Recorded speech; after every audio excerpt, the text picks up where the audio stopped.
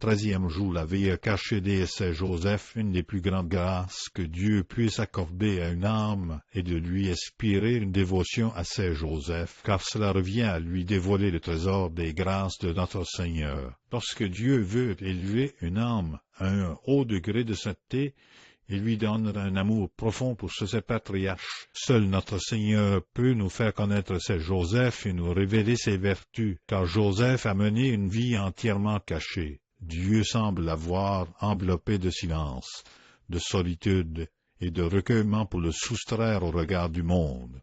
Pendant 30 ans, Saint Joseph a gardé caché le trésor qu'il protégeait. Il ne laissa jamais entrevoir qui était vraiment notre Seigneur, pas même par des gestes extraordinaires de révérence. Cela exigea une vertu, une prudence et une sagesse remarquables. Il pratiqua le silence intérieur et extérieur, embrassant la vertu à travers un silence aussi profond que la mort. Il vécut à Nazareth dans une solitude totale, et de même à Bethléem et en Égypte. L'amour cherche la solitude, et pour la vie intérieure, la solitude est essentielle. Seul avec notre Seigneur, Saint Joseph méprisait le monde. Le monde était mort pour lui, et lui pour le monde.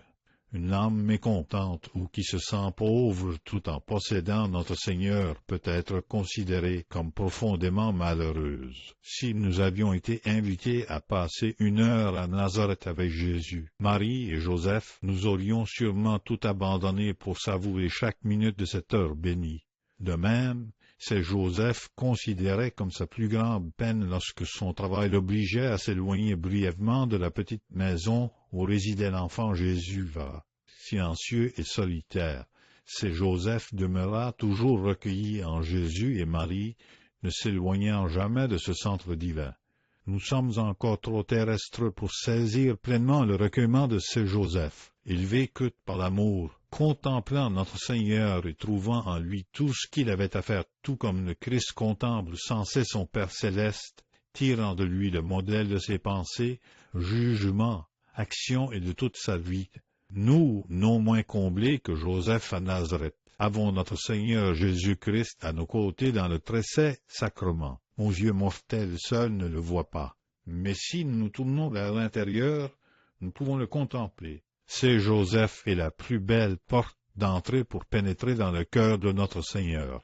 Jésus et Marie brûlent de s'acquitter de leur deuil envers Saint Joseph qui s'est sacrifié pour eux, et leur plus grande joie réside à exaucer ses moindres désirs. Entrez par lui, et il vous conduira par la main dans le sanctuaire intérieur de Jésus sacramenté. Spiration, Saint Joseph, qui marchiez toujours en présence de Dieu, priez pour nous.